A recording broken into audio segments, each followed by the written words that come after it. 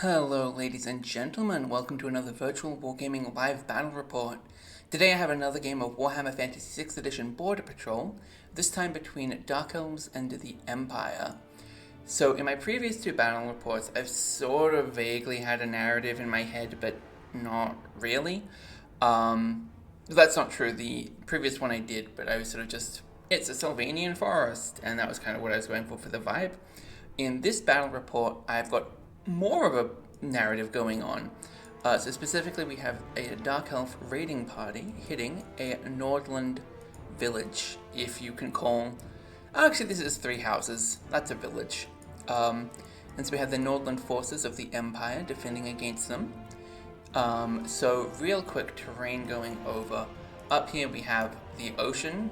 The ocean is impassable. I don't imagine that'll come up, but I guess it does matter for units falling back. If a unit falls back into the ocean, like if they're going directly away from a fight, they're going to just be casualties as if it's the board edge. But again, I don't think that's going to come up. Next up we have the 2 hills. You should know how hills work. They are elevated terrain, they block line of sight, all that fun stuff. 3 buildings, which are all impassable terrain. I'm not messing with building rules right now. I will eventually consider it, but I don't want to do that. Especially while I'm just like getting used to all of this recording stuff. And then we have some fields of wheat. I'm going to zoom in so you can actually see those better. And these are going to be both difficult terrain and provide cover.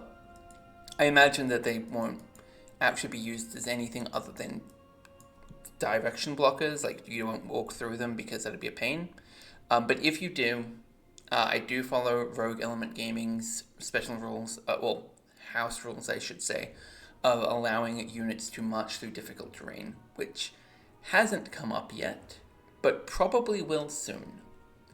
So with that out of the way, let me go ahead and walk you through the Dark Elf army. So first off, we have the Dark Elf Noble, who's going to be leading the army. He has heavy armor, shield, he's riding a cold one, which you can't see in that token, but I swear I made him with a cold one. I might flash up a picture of it at the end. And then he is wearing a Sea Dragon cloak, and he has a lance. He's not pictured with a lance, but he has a lance. For their core, we have a unit of 16 Dark Elf warriors, one of which is the Standard Bearer, and 5 Dark Riders. They don't have their crossbows, they are just spears, and hopefully their plan is just going to be like, get on the flank and tear something up. And then finally, we have the Blackguard. Blackguard, they're bad, they're really bad, but hopefully they will actually get to do something this game. Alright, okay, I haven't played with them, so I don't know if they're bad, but I've heard that they're bad, and we're going to find out today. We are using also the errated rules, so that is the Dark Elf warriors are cheaper, and the Blackguard have eternal hatred, so they have hatred applying across multiple rounds of combat. Hatred, for those of you not aware, because I realized that my mother will be watching these, and she doesn't know any of the rules to these games. Hatred lets you reroll every single attack that misses. So they would normally hit on a 3 up. If they roll a 2 or a 1, they get to reroll that dice. If they miss again, they miss. Then we have over on the Empire side, we have the Captain on a Pegasus. She's in full plate armor, carrying a shield and a lance. She is using a token for Lavina Wenzel, because I didn't want to make a new one today. Lavina Wenzel is an Avaland-themed character that I have for I made her when I had a campaign going on over there, and then I never really played it. She's meant for a Warhammer Fantasy roleplay campaign, but I hope that one day I'll do something with that on this channel, but time shall tell. The rest of the army, however, does have their Nordland themes. So we have a big unit of 25 Free Company. We have 10 handgunners, 5 pistoliers, and I know that these look very similar to the swordsmen in my Border Princess campaign that died. But these are spearmen with shields. The spears are just sort of like over here on the model. Alright, so with that out of the way, the Dark Elves got rolled for the first turn. I did all of this already, just so you're aware. And this is just a pitched battle today. Nothing fancy. And then this is probably my last border patrol for a little bit, because that is the 3 suggested scenarios, and I want to, as I said yesterday, sort of explore more of the game while we're celebrating the anniversary. So let's jump into it. First off, Dark Elves, and they're going to be starting their movement phase. So we're just going to full send forward Dark Elf Warriors, Blackguard. The Riders are going to full send, well, not full send, but they're going to sneak around to here, because I know what a good handgunner unit can do to them. And while the handgunners are probably not going to be able to fire this turn, they're definitely going to be able to next turn.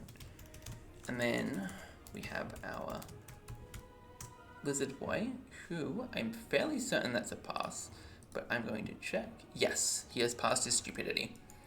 And he is just going to run up to here. Oh, he causes fear, doesn't he? Because he has a cold one. Let me mark that real quick. There we go. So that I don't forget in future turns. And with that, the Dark Elf turn is over, as there is no shooting for them. So let's see. Lavina Wenzel can't see anyone to charge. In theory, the Pistoliers go 16 inches. They should be 24 inches apart. They could just full send into the front, but I don't want to do that, so... okay, actually, do I want to do that? That's a serious consideration. That is pistol attacks. Okay, realistically, they can't overcome the Dark Elf Warriors combat res bonuses. That's going to be a +4, maybe even a +5 if they don't kill enough people.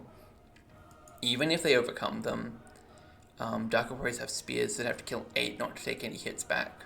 Odds are good that they just get sent fleeing and potentially die, so I'm not going to do that, no. Alright, so we're going to move the handgunners up onto this hill, and we're going to wheel them around just a little bit. And then that is going to be it for those guys.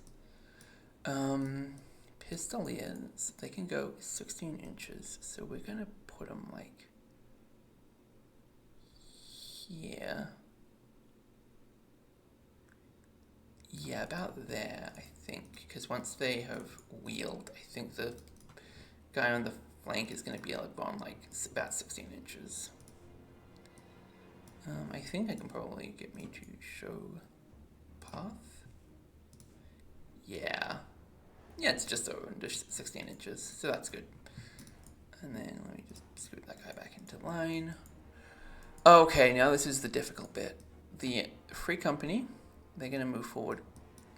Sorry, my mouse is a little bad, honestly. I'm not even going to try and find a funny word for it. He's just a piece of trash and I need to replace him. But I haven't got around to doing that yet. So I'm just going to sort of scoot these guys forward. Those guys are probably in danger of being charged, but that's okay. And then Lavina is going to full send 20 inches this way.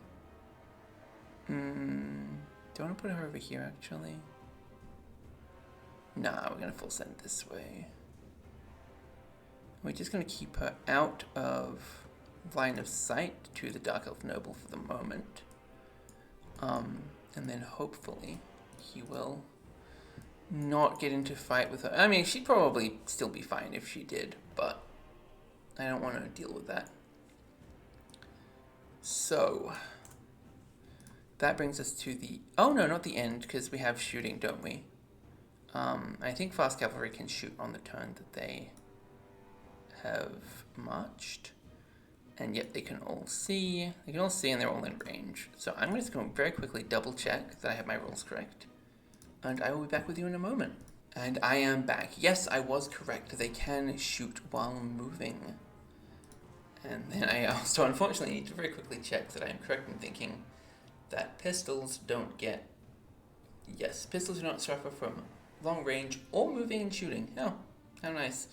Alright, so the Pistoliers, that's going to be 4 shots that hit... 5 shots that hit on 4s, that will wound on 3s, and will save on 7s because they're armor piercing. And they completely biffed it. Good job, guys. Alright, so that's going to bring us to the Dark Elf. So that's going to be end of turn 1. As ever, I need to make a note of this. And Dark Elf turn. Let's think about this real quick. So they've moved forward 10 inches. These guys only moved forward about 6 inches. But that makes 16. I think odds are good we can make some charges. So I'm going to try Blackguard into Free Company. And can these guys see? No. No, I'm going to say they can't. They're super close, but no. And these guys are going to just try and charge the Spearmen. It's a bit of a long shot, but realistically, they can't march, so they might as well full send it. So let's go ahead and wheel out Blackguard to face the enemy.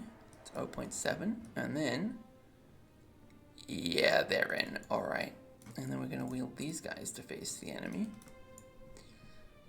Wheel. And they aren't in. Okay, so that's going to be only then to here.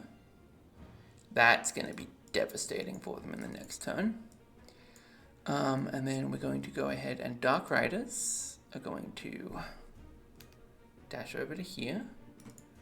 And we're just going to have them set up for that big juicy flank next turn. And finally, Mr. Noble, 2d6. He has failed his stupidity check, so he goes 3.5 inches forward. And that's a very bad position for him to be in. So again, no shooting because there is no ranged combat in these guys. And these, so Blackguard, they have only 1 attack each, but they are strength 4. So they're going to make 5 attacks that will hit on 3s because they have the higher weapon skill. Again, I am explaining this because I realized that my mother watches this and she doesn't know how this game plays very well. But also I know a couple of my other friends will be watching this and they don't know the game very well. So I'm doing this for them as well. So they reroll misses because they have Eternal Hatred. They wound on 3s because the halberds bring them up to strength 4. And finally, there is no armor on the Free Company, so that doesn't matter. And then we send that, and that is 3 dead Free Companies. And then the remaining 2 get to attack back, so this is 4 attacks, because they have 2 hand weapons each. They'll hit on 4s, they'll wound on 4s, they'll save on 5s. Go. They have achieved nothing. So let's do quick combat res. 3 standard. So these guys outnumber by 1. The Blackguard have to make a leadership check, but they are stubborn, so they will pass on, I believe, a 9. They got an 11. Okay, that's definitely not a pass. So they're going to flee 2d6 inches, 7 inches, and the Free Company is going to pursue 9. Wow, that is devastating. So these guys go 7 inches. These guys go 9 inches, so like that. Yeah, these guys are just dead. So we're gonna scoot them off. Scoot this guy off. Doesn't even block the thing for them. Panic checks. Okay, I'm gonna have to quickly check what causes those. I know that the Dark Riders are gonna need to take a panic check. And then I know that there's a chance for the Dark Elf Warriors. Okay, so no, it doesn't look like that's the case. But these guys do need to take a leadership test real quick. But they're fine. These guys are good. Alright. So that is, as I said, devastating. That is 160 VPs for Empire. That is painful. That is only turn 2. So now we're on to the second turn of the Empire. We got some charges to declare. So we're going to do Lavina Wenzel into the Dark Elf Noble. She does need to make a fear check, which she has passed. So Lavina gets in. And then that is going to be the only charge for this game, this turn. So we're going to wheel our Pistoliers. And just sort of scoot them back just a little bit. And we're going to wheel them just a little bit more. So we're just going to get them nice and set up for a rear charge in the next turn. And then these guys, they're gonna reform so that they can face like so. I'm just gonna scoot them back down to here. This is basically just so that both units are hitting the front. And then, are these guys seen in the rear? Yeah, they're seen in the rear, so I'm gonna just go ahead and free company. Wheel. Voila. Okay, so that brings us to our shooting phase. So again, we have 5 pistoliers. Gonna make 5 shots. They'll hit on 4s, wound on 3s, and save on 7s. This is ballistic skill 3, but no penalties are applied, which makes it wound on 4s. Strength 4 versus toughness 3 for a 3 to wound. And then the Dark Elf Warriors have hand weapons, so have light armor and shields, which would normally give them a 5-up save, but the pistol's strength 6 reduces it by 1, and the armor piercing of the pistol reduces it by another 1, which brings it down to a 7. So we'll go ahead and fire absolutely nothing, but then the handgunners are going to do the same thing, and they are all in short range, so they are going to go ahead and get 10 attacks that will hit on 4s, will wound on 3s, and will save on 7s. And this time we have a lot of casualties. That is, again, devastating. So we're going to make a panic check, but these guys are fine. So hopefully they're basically going to try and crush the Spearman unit completely next turn, probably, and then hope to get that fleeing, get off the board that way. But let's go over here to Lavina Wenzel versus the Dark Elf Noble. So, Lavina is weapon skill 5, strength 4, toughness 4, 3 attacks.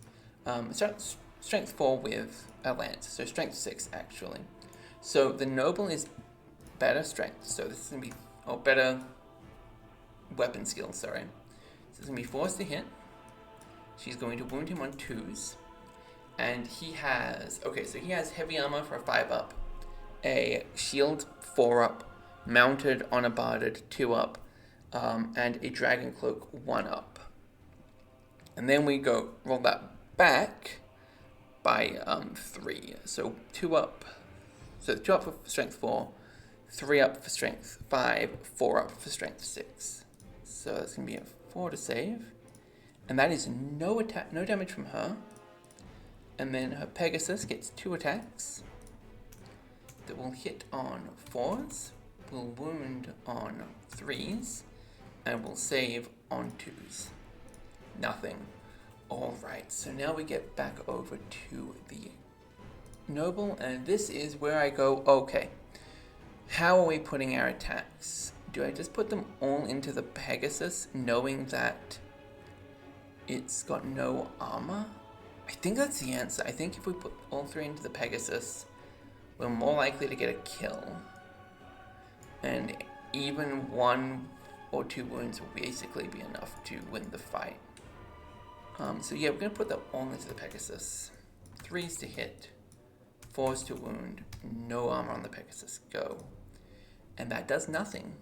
And then the cold one bites, he hits. He doesn't wound, does he? No, he doesn't. So that's a stalling out fight. He has unit strength 2. Do characters have flanks?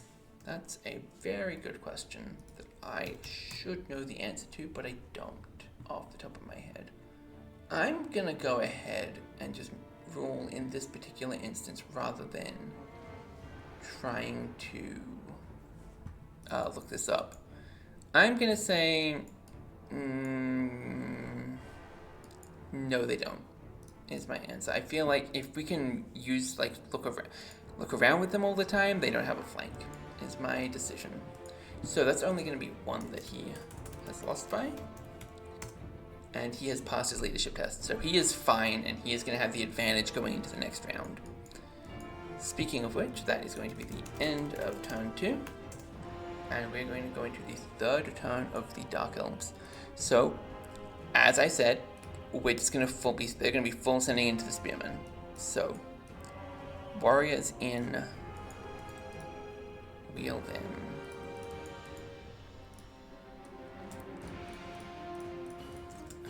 Let's scoot them over just enough to like maximize like that. Dark Riders. Wheel they or won't they charge? I'm sorry you have to listen to me say stupid shit while I'm playing this game. Alright. And then that's 3 of those. Okay, so that's probably the best they're gonna get. And then that is the end of all of their movement phases. Obviously Spearmen, I've decided they're gonna take it. If they fled, they would just get run down by the Dark Riders. And like, yeah, sure, the Dark Elf Warriors fail forward, but I'm not sure if that's worth it, is the answer. And they might like do some damage here, who knows. So let's get started with that. We have 4 attacks from the Dark Elf Warriors.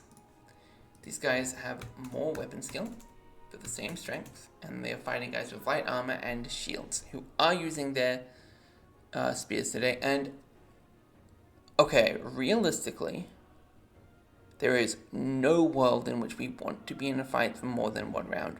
So the Dark Elves are going to be using their hand weapons instead of their spears to up their armor save. So let's roll that. 2 dead Spearmen. And then we have 3 Dark Riders. And these guys are using spears, so they do get a bonus because they are mounted. 1 more dead Spearman. And then 3 horses, who I believe have just weapon skill 3. Yes, they're going to have the same chance. 4, 4, 5, go. And 1 more dead Spearman. Very nice. Not a Fanatic Spearman. A dead one. I need to really remove that. I don't use it ever in these ones. I had to make it when I had a friend who played a lot of Orcs and Goblins. He loved playing Orcs and Goblins. It was kind of ridiculous.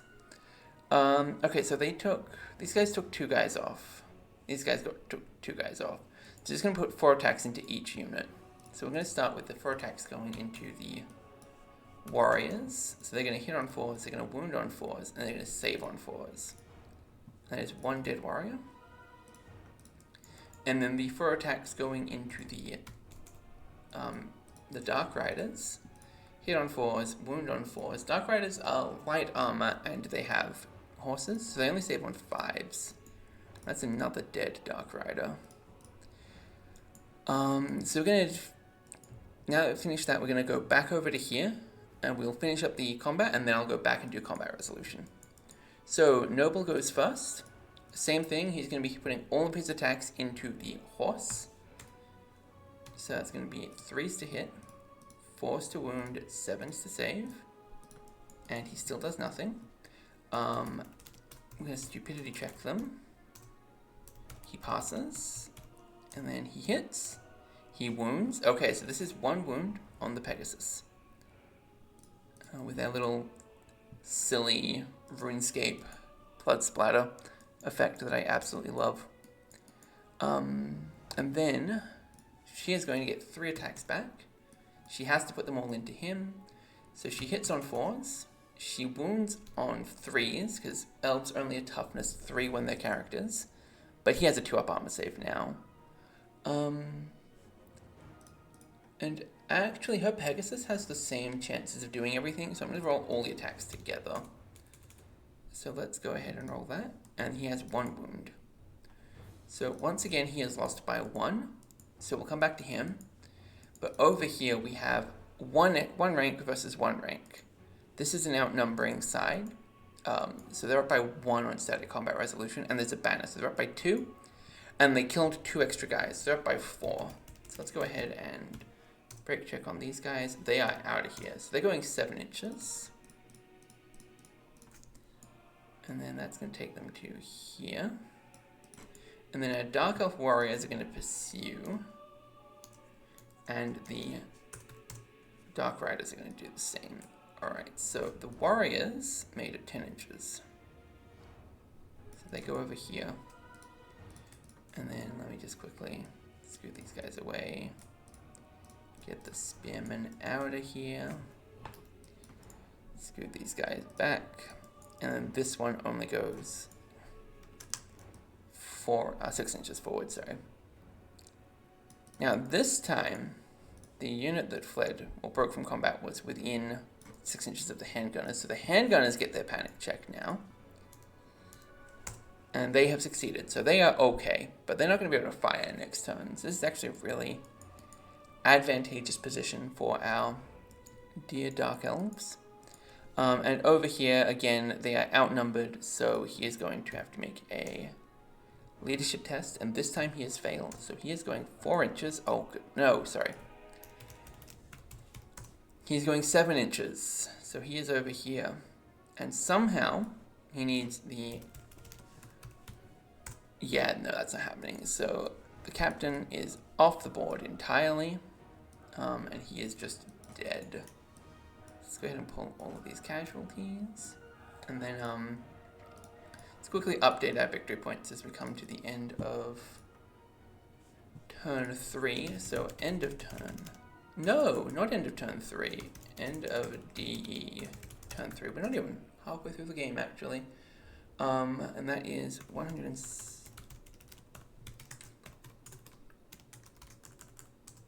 272 VPs. The Empire versus a mere 84 VPs for Dark Elves. This is about how I expected this kind of game to go, honestly. I am well aware that Dark Elves aren't a very good army. So we're going to go ahead and spin the handgunners around. They're just going to reform on the spot. The free oh wait, charges. I'm not looking. Yeah, they can see, so they're gonna go ahead and make that charge attempt. We're just going to keep it as is. Like, if they flee, they're gonna end up, okay. Realistically, they flee. They're so close to the edge of the board, with 3 to 6 inches, they're just gonna go off. So I think, but they're just going to be absolutely decimated. They're going to flee. Let's go. They're going to flee. 12 inches. Okay, actually, let's just sort of get this just right. It's 4 wide. So they're like sitting about here, and then they go 12 inches. Yeah, they're off. Okay. And then these guys, therefore, only move 8 inches forward. And they can't do anything about those guys. They can't shoot this turn at least. And then these guys are going to go 8 inches forward. But I can take a wild guess as to how this game's going to pan out from here. So Lavina comes back in. 20 inches. She's lining up for a charge as well. And that's the end of turn 3. This is kind of nostalgic, honestly. It feels like when I was playing the campaign games, and the amount of just like 4-turn stomps that occurred there was startling. But in those scenarios, I didn't feel bad about them because a 4-turn stomp was just like one of 5 battle reports happening in that particular video. So anyway, as you can see, we're going to... No, we're going to reform these guys 5 wide. My bad. 5. Nope, wrong one. 5 wide wheel. What number are you? You are 9. So I update you to 8. For those wondering, which is probably no one, but I still want to explain it. The reason that that guy needed to have his numbers changed was because I pulled one from the left on the back and one from the right on the back. And they all are just basically numbered like 0, 1, 2, 3, 4, 5. And then when you reform them like this, they end up following that pattern, which is why I try and pull from one side in particular, usually the side that's they're going to reform around. But it doesn't always work out how I'd like. Okay, so that's going to be the Dark Elf turn. That is startlingly bad. Do we stand and just fire at them, or do we charge? I think the answer is we charge. So Pistoliers and Lavina are all going in. Pistoliers Tweel, slam him in, and Lavina goes in. She needs to basically just be touching the edge of the map, edge of the unit. And then we can get, hopefully, 5 Pistoliers in. You can tell that my instinct with how the game has ended up is that the units are meant to be the other way around, because I keep trying to position them based on that idea. Yeah, that looks like touching diagonal bases while still leaving room for Lavina. I could make this work, so I'm going to count it, and we're going to just sort of not fuss about the details. So let's get started with Lavina. These guys are going to be using spears this time. We're kind of just like hoping and praying that they survive is the answer. Because quite frankly, with the Pegasus and everything, there's a decent chance that they don't. But we want to get anything back we can, because they do have the not the numbers, but the rank bonus. So if they can put enough attacks into the Pistoliers, there's a chance of this going very well for them. And that's kind of like the route back into this game for the Dark Elves. Well, into a draw for the Dark Elves. Let's not mince words about what's going on here. But they have no armor save against this, so that's another 4 dead. 3 and 4. So we have 1 killed here, 1 killed here. So I think, yeah, we're just going to put all 4 attacks into the Pistoliers. It's going to be 4 attacks. They're going to hit on 3s. They're going to wound on 4s. They're going to save on 5s. Go. Nothing. Alright, so outnumbered, 6 kills. They still have a banner bearer technically, but like that's not going to count for anything. So that's a loss by 6. Yeah, so they need a 2 to not die. And they got a 7. So they're going to be fleeing off the battlefield. And that is going to end the game with a whopping 600, honestly, victory points. I mean, more, because they'd have time to go secure their board edges. So, like, a very decisive win for the Empire. And I feel like this kind of just might be the inevitability of Border Patrol. I feel like with such a small game, the moment anything goes wrong, it's just going to snowball out of control. Because you don't have, like, anything in backup, if that makes sense. Like, what we had 3 units and a hero for the Dark Elf side.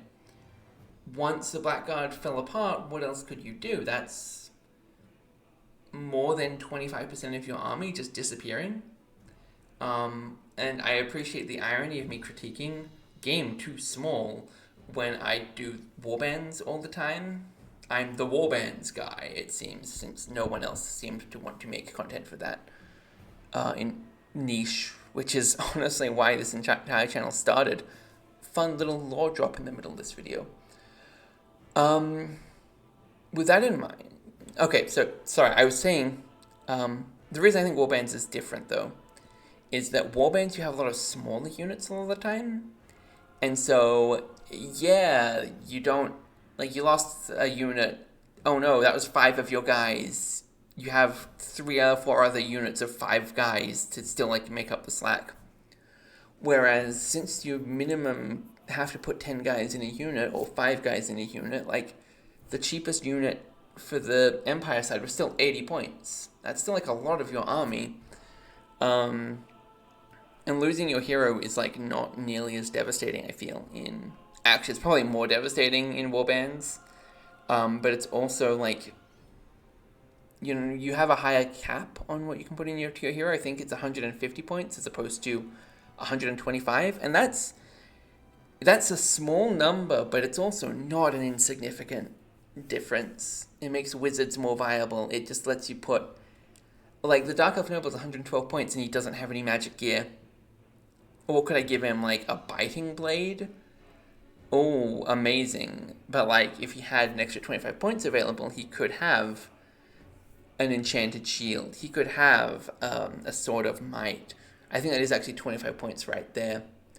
And it just like would make him a bit more viable in this scenario. I guess actually I probably could have done that. Yeah, because I could cut him down to 100 points exactly, and then by taking off the shield, the dragon cloak, and the lance, and have like a similar loadout. But also like, I don't know, like it's not worth it. Honestly, I would rather have the 150 points to spend on him. But anyway, rambling aside, because of this, we are not going to be doing Border Patrol tomorrow. I kind of just wanted to get, like, as I said, I wanted to get through the 3 scenarios that are recommended for it. Tomorrow we're going to be trying out a new format of my own creation called Little Lords. It's heavily inspired by warbands. It is not going to be balanced at all, because the entire idea is, what if you can bring a lord to an otherwise little game? So we're going to have Lizardmen versus Bretonia. I'm putting a Carnosaur on the table for the first time in this channel's history, I'm pretty sure. I'd say I'm putting a Hippogriff on the table for the first time, but no, I have Battle of New Coron, I think it is. My Vampire Counts versus Bretonia one, which had a Hippogriff Bretonian Lord in that one. I can remember too many of these videos. Anyway, tune in tomorrow to check that out. Do the funny like, comment, subscribe stuff for the engagement for the algorithm. And I will hopefully see you there. Bye.